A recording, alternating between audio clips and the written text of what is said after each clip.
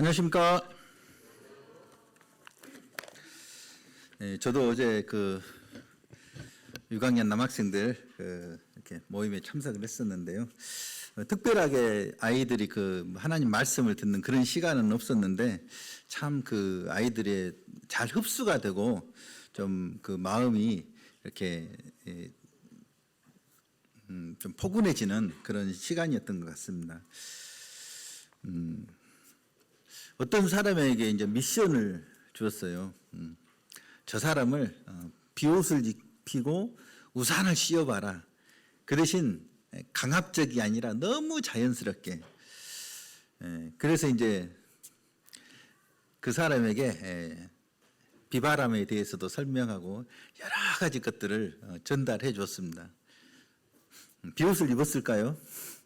설명만 들었으니까 고개는 끄덕였는데 우산을 씌우고 비옷을 입히지는 못했어요.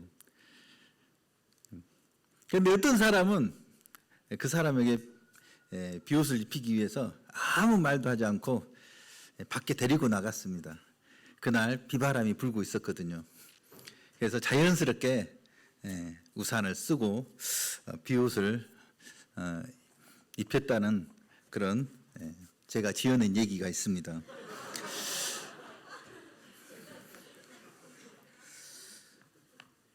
예수님을 소개하는 것들은 너무 많은 홍수 속에서 살고 있습니다. 유튜브만 눌러봐도 예수님이 어떤 분인지 얼마나 자세하게 잘 설명하고 있는지 모릅니다. 그런데 예수님을 느끼게 하기는 너무 사람들이 메말라 있는 것 같습니다. 사람을 바꾸는 것은 우리가 잘 설명해 주는 것도 중요하지만 느낄 때, 바람을 느끼고 비를 느낄 때, 그때에서야 비로소 사람이 행동으로 변화되는 것을 보면서 우리가 예수님을 잘 설명한 것과 더불어서 아이들이 예수님을 느끼게끔 할 때 아이들은 제발로 하나님 앞에 나아갈 것이다. 그래서 참 15명의 아이들이 어제 참석을 했는데 이 성도님들의 섬김을 통해서 이 아이들의 마음 가운데도 예수님을 느꼈겠다라는 그런 기대를 하게 되었습니다. 그래서 정말 교회가 각자의 역할에서 한 사람이 예수님을 드러낼 수는 없잖아요. 교회가 예수님의 몸이기 때문에 몸된 교회가 정말 하나 되어서 예수님을 얼마나 느끼게 세상에 드러내느냐에 따라서 사람들은 제발로 예수님께 찾아올 것이다. 참 우리 교회가 그런 이 마지막 시대의 사명을 저부터도 잘 인지하고 또 서로 하나 되고 사랑하고 잘 감당했으면 좋겠다라는 생각이 듭니다. 오늘 성도님과 나눌 주제는 여자는 교회에서 잠잠하라라는 그런 주제로 성도님과 교제를 하고 싶습니다. 사실 제가 제일 별로 안 좋아하는 교제 중에 하나입니다. 시간이 날 때마다 유튜브에서 제가 설교를 좀 듣거든요. 그런데 가장 찾기 힘든 설교가 바로 이 주제입니다. 왜일까요? 물론 설교를 했는데 제가 못 들었을 수도 있습니다. 그런데 제가 명설교들 이렇게 아무리 들어봐도 이 주제로 설교하는 것은 못 들은 것 같아요. 왜 그분들이 몰라서 안 하는 건 아니잖아요. 왜 안 할까요? 해봤자 안 들을 게 뻔하니까 그렇죠. 그렇잖아요. 그리고 튕겨내니까, 반발심사니까. 요즘 같은 시대에 그 거대한 시대의 흐름을 완벽하게 거슬리는 내용이 들어있기 때문에 여성들로부터 이 경기를 일으키게 하는 내용이 바로 이 주제입니다. 본전도 못 찾는 설교 누가 하고 싶겠어요? 그런데 저는 오늘 이 주제를 가지고 짧게 성도님과 함께 하나님 말씀을 이렇게 교제하고 싶습니다. 이런 교제를 할 수 있는 것도 큰 복이고, 또 이것을 듣고 순종할 수 있다면 그것은 더 엄청난 축복이 우리에게 준비되어 있다는 사실을 생각해 보게 됩니다. 이게 여자는 교회에서 잠잠하라. 왜 이게 다툼과 이 반항심을 불러일으키냐면 높고 낮음으로 접근을 하니까 그래요. 누가 높냐, 누가 낮냐. 그런데 지금 이 성경에서는 높고 낮음을 얘기하는 게 아니고 위치와 역할에 대해서 얘기를 하고 있습니다. 사실 우리 교회 자매님들 중에서 저보다 못하신 분이 한 분이라도 계십니까? 진심으로 저는 다 우리 자매님들이 훌륭하시다고 생각을 합니다. 그 어마어마한 성김들 흉내도 못 내죠. 그런 훌륭하신 분들을 제가 뭐라고 얘기할 수 있겠어요. 다만 잘할수록 더 우리가 조심하고 준비하고 그러한 것들이 우리가 미리미리 대비해서 우리 교회가 지금껏 다 예방이 되면서 안전하게 여기까지 왔지 않습니까? 그래서 그런 차원에서 못해서 그런 것보다는 예방하는 차원에서 우리가 이런 시대에 이런 말씀을 상고해 보는 건 참 중요하다고 생각이 듭니다. 손가락이 중요하냐, 발가락이 중요하냐, 어떤 게 높으냐? 발가락만 신경 썼더니 손가락이 그래 나 없이 한번 해봐라 어디 되나? 발로 밥을 먹어야죠. 자매님들 없으면 어떻게 되겠어요? 일이 아무것도 안 되지. 그래서 다시 한번 이것은 위치와 역할에 대해서 명확하게 이해를 하고 한 지체로서 자기의 역할을 잘 할 때 이 그리스도의 몸된 교회가 건강해지고 예수님의 그 느낌을 온 세상에 풍길 수 있을 것입니다. 또 이 세상에서 이것이 받아들여지지 않는 이유는, 근본적인 이유는 여자든 남자든 자기를 드러내고 싶은 본능적인 욕구가 있기 때문에 그렇습니다. 1등이 되고 싶은 거예요. 내가 최고가 되고 싶은 거예요. 그래서 남자들 밑에 가는 것처럼 느껴질 때 거기에 바로 반항심이 생겨나는 것이죠. 고린도전서 14장 33절부터 제가 읽도록 하겠습니다.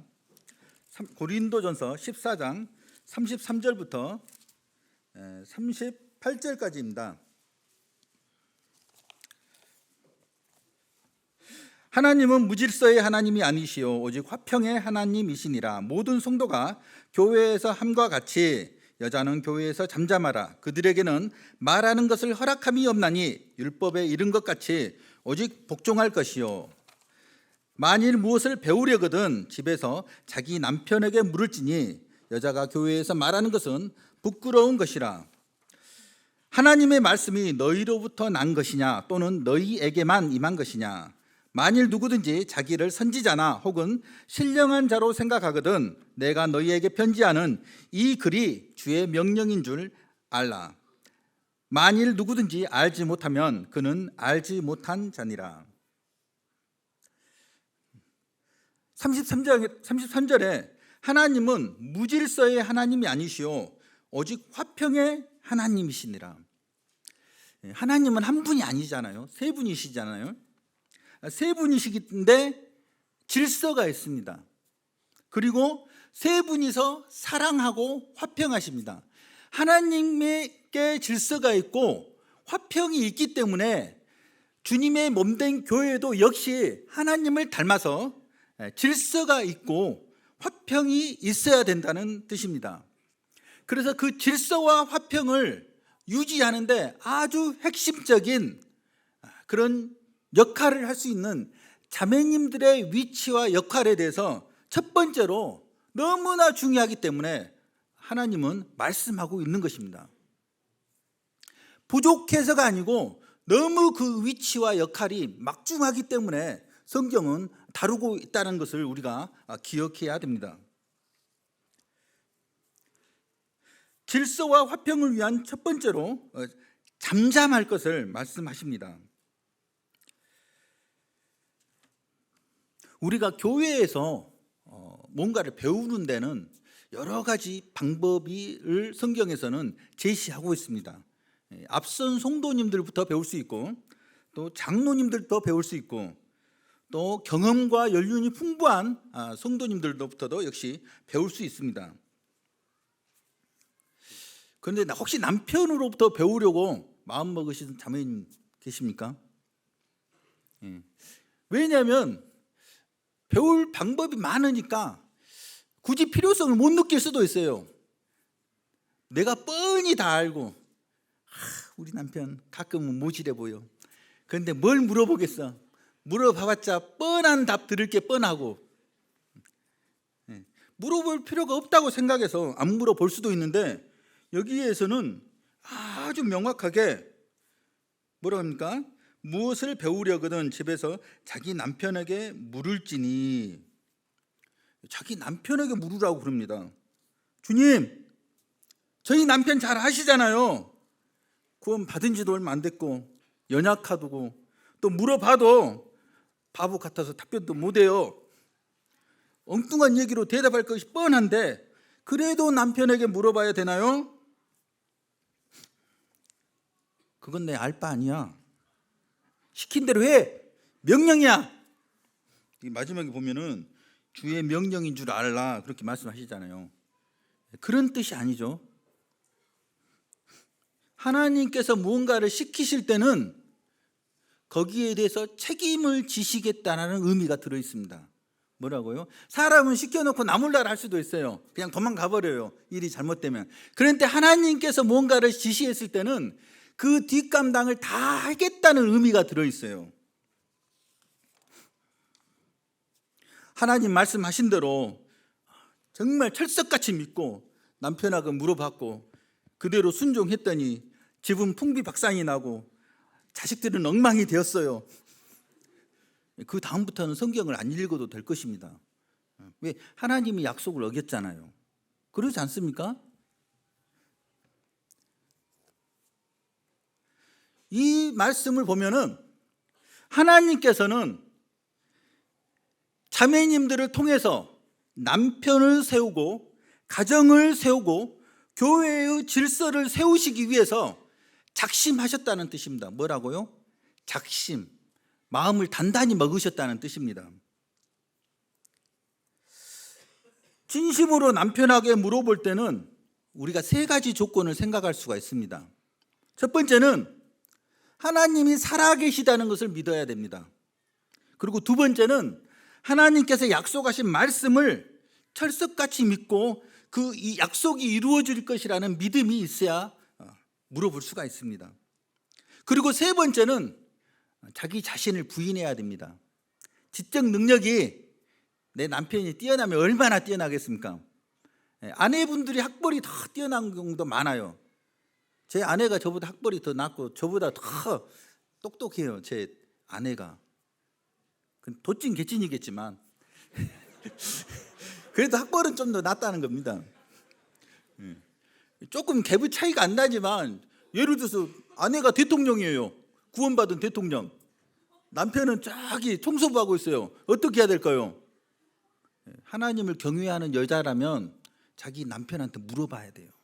여보, 어떻게 할까요? 이게 정상적인 사고를 가진 사람이 순종할 수 있겠습니까? 하나님을 경외하는 사람은, 하나님이 살아계시고 말씀이 옳다라고 믿는 사람은 철석같이 자기를 부인하고 순종해야 됩니다. 여기 보면 남편한테 물어보라고 했지, 똑똑한 남편한테 물어봐라, 영적인 남편한테 물어봐라, 마음에 안 들면 안 물어봐도 된다, 이런 말이 없습니다.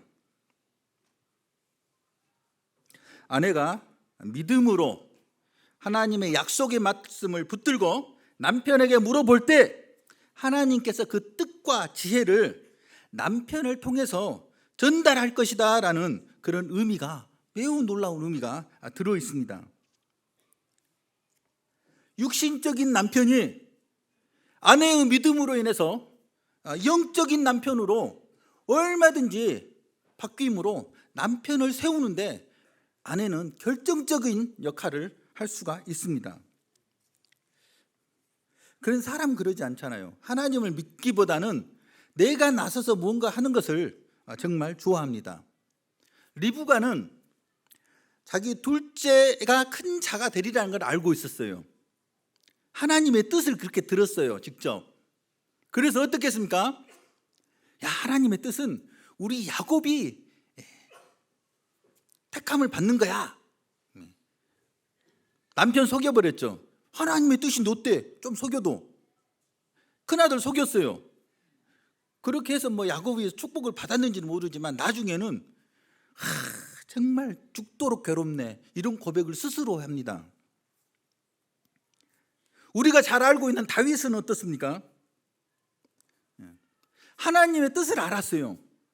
자기가 왕이 되리라는 것을, 기름 부음을 직접 받았으니까. 그런데 현직에 있는 왕 사울이 가만히 있을 수가 없잖아요. 자기 자리가 위협받으니까. 그대로 그냥 넘겨줬으면 정말 아름답게 잘 끝났을 텐데. 깊은 굴 속에 들어가 숨어 있는데 사울이 다윗을 죽이기 위해서 쫓아다니다가 그 굴의 입구에서 쉬게 된 거죠, 사울이. 그런데 다윗은 죽일 수 있는 기회가, 죽여버리면 좋잖아요. 두 다리 쭉 뻗고 살 수 있는데, 이제 자기 안전이 확보가 되는데 하나님을 경외하는 것 때문에 죽이지 않았어요. 그리고 한 번은 자기가 있는데 사울이 왔고, 사울이 있는데 자기가 또 찾아갔어요. 그리고서는 손을 대지 않았어요. 하나님이 세운 사람은 내가 손댈 수 없다. 그래서 어떻게 됐습니까? 그는 훌륭한 왕이 되었고 결국은 이스라엘 최초의 통일 왕국의 임금이 되었습니다.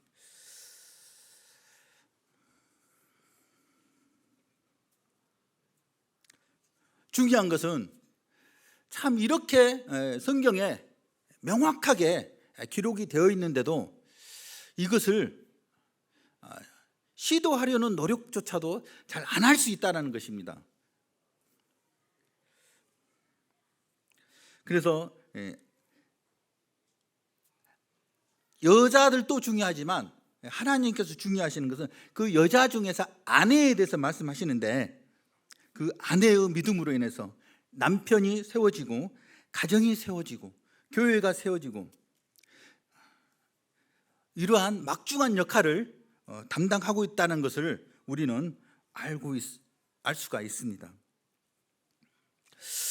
우리가 뭔가를 부산스럽게 하는 것보다 하나님의 말씀을 믿고 잠잠히 기다리는 것이 더 위대한 일을 이룰 수 있다는 것을 우리는 알 수가 있습니다.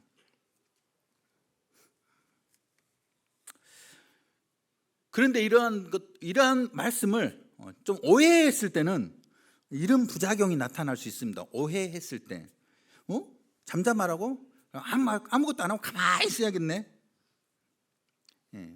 그래서 질식할 것 같고, 옆에서 볼 때는 무기력하고 소극적이고, 그렇게 나타났다면, 자매님들의 그 신앙이 그렇게 나타났다면 굉장히 뭔가 왜곡된 그런 말씀에 대한 이해가 있다고 볼 수 있습니다.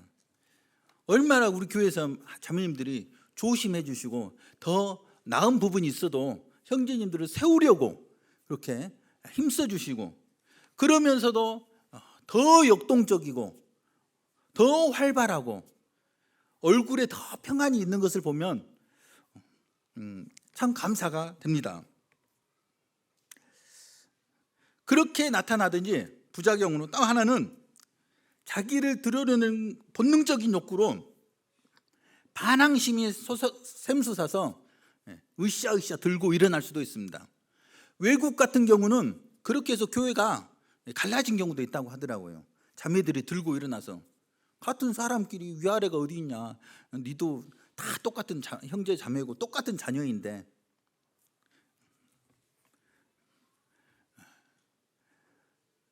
세심하고 굉장히 샤프한 자매님들 같은 경우는 굉장히 형제들 이상으로 유능하고 뛰어납니다. 우리 교회에 그런 분들 많이 계시잖아요. 그런데 형제를 밀치고 앞서서 해버리면 어떻게 될까요? 교회가 늘 시끄러워지고 또 자매님들의 얼굴은 싸나워지잖아요. 그래서 그 교회의 영적 상태는 자매님들 얼굴 보면은 대충 우리가 짐작할 수가 있습니다.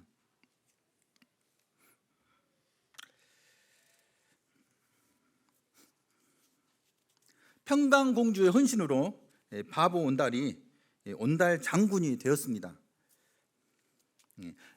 자매님들의 아내들의 순종의 응답으로 육신적인 남편이라도 영적인 사람으로 변화될 수 있다라는 것입니다.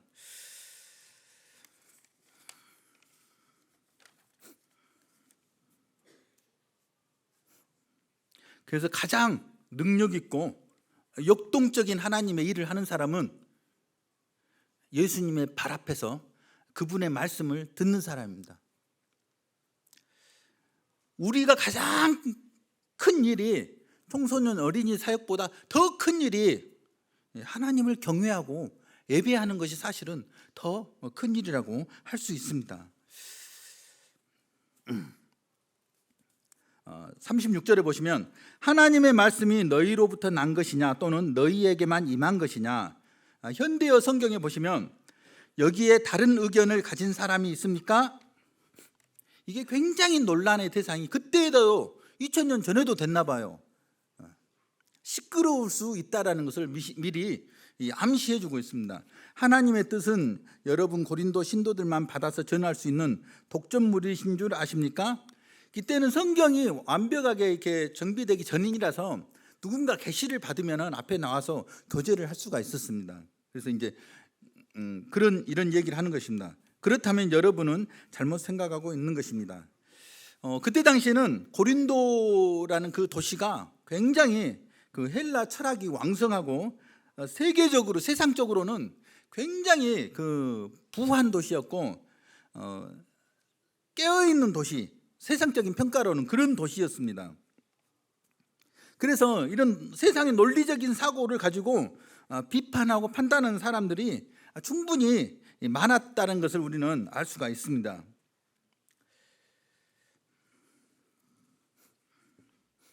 (14장 37절에) 보시면 만일 누구든지 자기를 선지자나 혹은 신령한 자로 생각하거든 내가 너희에게 편지하는 이 글이 주의 명령인 줄 알라. 여기서는 보통의 그 말씀하시는 그 뉘앙스와는 좀 다릅니다. 주의 명령이라고 아주 강력하게 말씀하고 있습니다. 부탁해가 아니고 얘들아 지금 부탁하는 게 아니야, 하라는 거지, 이런 의미가 있습니다. 우리 상식과 논리로 조금 어긋난다 할지라도 하나님과 논쟁하려 해서는 안 될 것입니다. 하나님은 무조건 옳고 나는 틀립니다. 우리가 많이 들었잖아요. 내 뜻대로 하면 망한다고. 그래서 선지자나 말씀을 잘 아는 사람, 신령한 자, 영적으로 충만한 사람, 이러한 사람은 주의 명령인 줄 알아들을 수 있는 귀가 있는데요, 38절에 만일 누구든지 알지 못하면 그는 알지 못한 자니라. 현대 성경은 이렇게 나와 있습니다. 그러나 그래도 이러한 사실을 인정하지 않는 사람이 있다면 그런 사람은 무지한 상태로 내버려 둘 수밖에 없습니다. 그냥 내버려 두라는 거예요. 왜냐하면 이것은 논쟁해가지고 설득해가지고 되는 문제가 아니라는 것입니다. 안 믿겠다는데 어떻게 하겠어요? 싸울 수도 없잖아요. 그냥 내버려 둬야지. 성장하면서 경험하면서 알 때까지. 마무리하도록 하겠습니다. 고린도전서 14장을 통해서 정말 자매님들의 그 막중한 위치, 그러한 하나님의 말씀에 우리가 겸손하게 서로를 돌아보면서 그 위치를 지킬 때 하나님께서 놀라운 그런 역사를 이루시겠다는 그런 음성을 듣게 됩니다. 기도하시겠습니다. 아버지 하나님 감사합니다. 오늘 말씀을 통해서 교회 안에서 여자들이 잠잠해야 되고 또 형제들은 주님의 음성을 또 듣고 더 겸손히 그 남자로서의 위치와 역할을 알고 하나님의 몸된 교회가 더욱더 건강하게 예수님 드러내고 세상 가운데 예수님을 나타내기를 원합니다. 오늘 말씀 주신 거 감사드릴 때 예수님 이름으로 기도했습니다. 아멘.